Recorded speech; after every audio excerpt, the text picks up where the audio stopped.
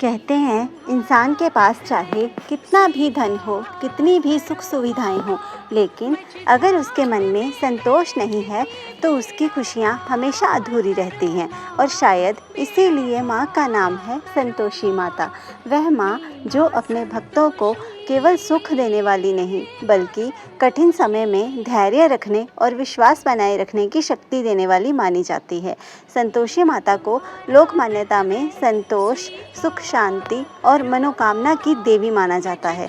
भक्तों का विश्वास है कि जो भक्त सच्चे मन से माँ को पुकारता है, श्रद्धा से उनकी पूजा करता है और विश्वास के साथ उनका व्रत रखता है, माँ उसके जीवन में सुख, शांति और सकारात्मकता का आशीर्वाद देते हैं।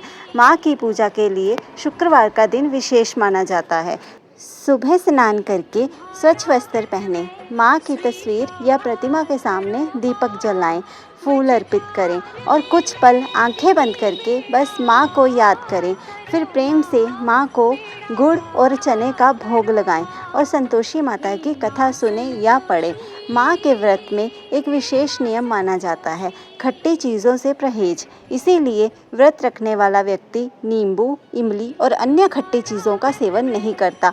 व्रत किस प्रकार रखना है, यह अपनी क्षमता और पारिवारिक परंपरा के अनुसार रखा जा सकता है, क्योंकि माँ के लिए सबसे बड़ा व्रत भूखे रहना नहीं, बल्कि सच्चे मन से श्रद्धा रखना है।